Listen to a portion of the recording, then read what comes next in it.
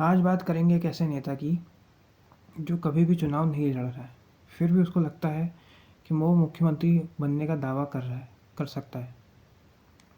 इससे पहले आपको बता दें कि डॉक्टर मनमोहन सिंह भी 10 साल प्रधानमंत्री रहे थे, लेकिन वो भी कभी चुनाव नहीं लड़े थे। ना पंजाब से लड़े थे, ना कहीं और से लड़े थे। एक बार शायद दिल्ली से लड़े थे और वो चुनाव हार गए थे। तो लेकिन वो एक इंटेलेक्चुअल थे, इसलिए या तो नेता मास लीडर होना चाहिए या इंटेलेक्चुअल होना चाहिए। अगर इंटेलेक्चुअल हैं तो भी चल जाता है। इंदिरा गांधी भी पहले राज्यसभा गई थी, उसके बाद वो चुनाव लड़ी थी और फिर प्रधानमंत्री रही थी। ऐसे ही पीवी नरसिम्हा राव भी राज्यसभा के गए थे, फिर 6 महीने में चुनाव लड़े थे। तो चुनाव लड़ना ज़रूरी होता है क्योंकि कार्यकर्ताओं पे, लोकल लीडर्स पे एक प्रभाव छोड़ता है। अब ये महाराष्ट्र का जो इलेक्शन है, इसमें आप देखेंगे कि सभी चुनाव लड़ रहे हैं, चाहे वो हारे या जीते, उनको फ़र्क नहीं पड़ता है। आप भाजपा के शीर्ष नेता देवेंद्र फडणवीस को देख लीजिए, केंद्रीय मंत्री नितिन गडकरी को देख लीजिए, वो भी लोकसभा का चुनाव लड़ते हैं। शरद पवार की बेटी चुनाव लड़ती है, अजीत पवार चुनाव लड़ते हैं, अपनी पत्नी को लड़ा चुके हैं। किंतु एक नेता ऐसा है, उद्धव ठाकरे, जो बनना ये सीएम चाहते हैं लेकिन चुनाव नहीं लड़ना चाहते। पहले माना जा सकता है कि ऐसी कंडीशन थी जब ये मुख्यमंत्री बने थे, तब ये चुनाव नहीं लड़ सकते थे और कोरोना भी आ गया था तो उसमें पॉसिबल भी नहीं था, तो वहाँ समझ में आता है। लेकिन अब तो इनको चुनाव लड़ना चाहिए ना। आप कहेंगे बाला साहब ठाकरे भी चुनाव नहीं लड़ते थे, तो वो कभी किसी पोजीशन उन्होंने ली भी नहीं है। अगर उन्होंने कभी कोई पोजीशन नहीं ली है तो उन्होंने चुनाव नहीं लड़ा तो चल जाता है। बट उद्धव ठाकरे का तो है, वो तो ओपनली बोल रहे हैं कि हमें ही सीएम बना दो। तो अगर आपको सीएम बनना है तो आपको अपने कार्यकर्ताओं में भी उत्साह जगाना पड़ेगा, उसके लिए आपको चुनाव लड़ना ज़रूरी है। आप देखेंगे कि ठाकरे परिवार से दो लोग इस समय चुनावी मैदान में हैं। आदित्य ठाकरे वर्ली से और महिम सीट से अमित ठाकरे, जो राज ठाकरे के लड़के हैं। और उसके बाद सुनने में आ रहा है कि आदित्य ठाकरे के मौसेरे भाई भी चुनाव मैदान में आने वाले हैं या आ चुके हैं। वो जीते या हारे, लेकिन आपको चुनाव लड़ते रहना पड़ता है। अखिलेश यादव भी चुनाव लड़ते हैं, चाहे वो जीते या हारे। राहुल गांधी ने भी रायबरेली से चुनाव लड़ा है ताकि एक कार्यकर्ताओं में उत्साह रहे, नहीं तो कार्यकर्ता का इंटरेस्ट ही ख़त्म हो जाता है। वो भी वायनाड से लड़ के जीत सकते थे, लेकिन आपको चुनाव लड़ते रहना। अमित शाह भी चुनाव लड़ते हैं, हालांकि वो तो आराम से केंद्रीय मंत्री बन सकते बिना चुनाव लड़े। तो चुनाव लड़ते रहना पड़ता है। उद्धव ठाकरे में वो अपील नहीं है। जब इनकी पार्टी ख़त्म हो गई तब ये जनता से मिले नहीं। जब ये मुख्यमंत्री थे तब भी इनको लोग ऑनलाइन सीएम कहते थे, क्योंकि ये अपने कार्यकर्ता, अपने नेता तो छोड़ दीजिए, अपने जो मंत्री थे उनसे भी नहीं मिलते थे। तो इतना ज़्यादा ये दूसरों से कटे हुए हैं कि इनका फिर राजनीतिक भविष्य जो है अधर में है। आगे ये सीटें जीतेंगे नहीं जीतेंगे, इसकी भी कोई गारंटी नहीं है। इसलिए चुनाव लड़ना बहुत ही ज़रूरी था अगर आपके मुख्यमंत्री की दावेदारी है। जब आप चुनाव ही नहीं लड़ रहे तो बात ही ख़त्म है। आगे चल के मान लीजिए विधान परिषद का आपको सीट नहीं मिल पाई, तो सरकार बना भी ली तो कैसे होगा? वैसे तो चांसेस कम है, क्योंकि महाविकास आघाड़ी की तीनों पार्टियों को अगर जीत गई तो ये झगड़ा होगा कि मुख्यमंत्री कौन बनेगा। और फिर कोई भी किसी से भी समर्थन ले सकता है। और लाडली बहना योजना के कारण महिला वोट तो एक ही तरफ जाएंगे ही, और दूसरे वोटों को भी का भी ध्रुवीकरण किया जाएगा, क्योंकि भाजपा का एक नारा भी चल रहा है, उसके कारण वो हिंदू मुस्लिम करके वोट ले ही लेंगे। उद्धव ठाकरे को जितनी भी सीटें दी हैं सब वेस्ट ही होनी है, क्योंकि ना ये खुद चुनाव लड़ रहे हैं, ना इनका चुनाव वैसा मैनेजमेंट है।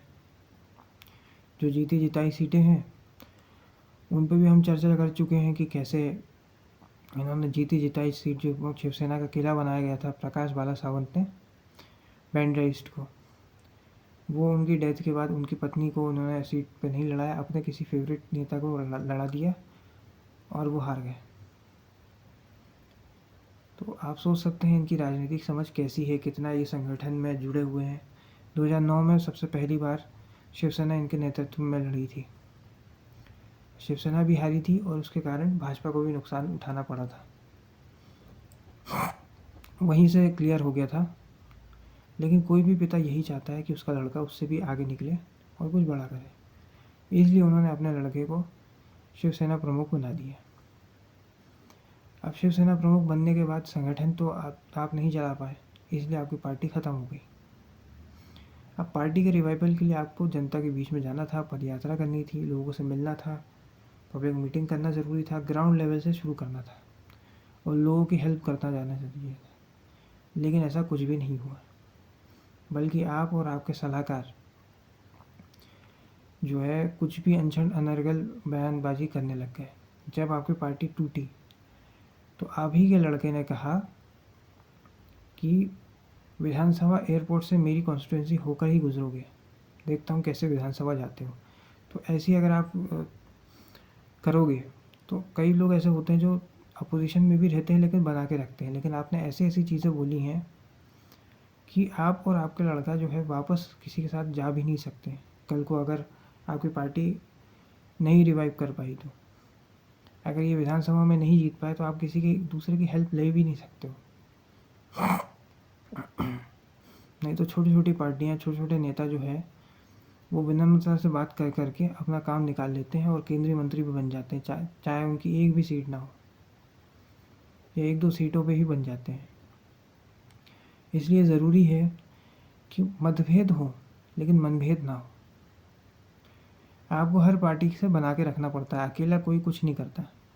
मोदी जी भी कह देते हैं कि एक अकेला सब पे भारी, लेकिन 38 पार्टियों के साथ गठबंधन किया था, उसके बाद जेडीयू के साथ गठबंधन किया था, उसके साथ एनसीपी के साथ गठबंधन है इनका, आगे हो सकता है डीएमके के साथ भी गठबंधन हो जाए, चंद्रबाबू नायडू साथ में आए, पवन कल्याण साथ में आए।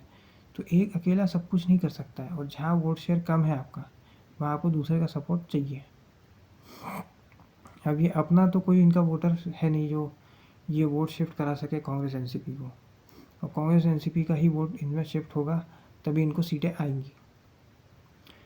और संगठन जो है वो वैसे भी असली शिवसेना को तो एकनाथ शिंदे हर जगह जाके बोल रहे हैं कि असली शिवसेना हमारी वाली है, उद्धव ठाकरे की नहीं है। तो वो जनता के बीच में क्या मैसेज जा रहा है उस पर डिपेंड करता है। और लोकसभा में भी इनको अच्छी खासी सीटें नहीं आई हैं, हालांकि ये सबसे ज़्यादा सीटों पे लड़े थे, 21 सीटों पे।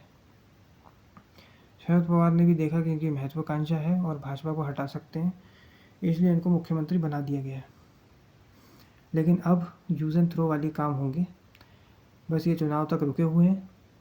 जैसे ही एक बार चुनाव हो जाएगा उबाटा अलग हो जाएगी शरद पवार से, क्योंकि शिवसेना जो उबाटा है वो खुद तो जीत नहीं पा रही है, वो कांग्रेस को का भी नुकसान करवाएगी। क्योंकि अगर ये खुद नहीं बन पाए तो दूसरे कभी भी नहीं बनने देंगे। ये पहले एक नारा देते थे कि मंदिर वहीं बनाएंगे, तारीख नहीं बताएंगे। तो मुख्यमंत्री यही बनेंगे लेकिन तारीख नहीं बताएंगे। अब यह नारा हो चुका है। पार्टी व संगठन वैसा है नहीं, ये वैसे प्रवक्ता नहीं है जैसे बाला साहब ठाकरे हुआ करते थे। तो कैसे आपके पास मुद्दे नहीं हैं, आप मास लीडर नहीं हो, संगठन आपका पकड़ आपकी है नहीं, तो कैसे आपकी पार्टी आगे बढ़ेगी। इसलिए आगे चल के डिबेकल ही होना है। और अगर आप जीत भी गए तो बाकी भी विधायक आपसे रूठ के निकल जाएंगे फिर से। इसलिए बहुत ज़रूरी था कि आप पार्टी के रिवाइवल के लिए जनता के बीच में जाते, कार्य करते, फिर चुनाव लड़ते और फिर आप कम बैक करते। किंतु अब ये पॉसिबल नहीं है। और एक बार अगर आप ये चुनाव हार गए तो ये बहुत बड़ा सेटबैक हो जाएगा और उसके बाद फिर आपका वापसी बहुत मुश्किल है। पार्टी रिवाइव करने के लिए आपका ग्राउंड लेवल पे जुड़ाव होना चाहिए, पार्टी चलाने के लिए पैसा चाहिए, मुद्दे चाहिए और ऐसे प्रवक्ता चाहिए जो आपके नैरेटिव को आगे बढ़ा सके। सिर्फ लोगों को गाली देके कुछ नहीं होता है। और जब चाणक्य ही कोई नर्तक बनता है तो चंद्रगुप्त को मरकट लीला करनी पड़ती है। आप समझ गए होंगे कि मैं किस पर बोल रहा हूँ। आज के इस वीडियो में इतना ही। अगर ये वीडियो आपको पसंद आया तो वीडियो को लाइक करें, शेयर करें और चैनल को सब्सक्राइब करें। धन्यवाद।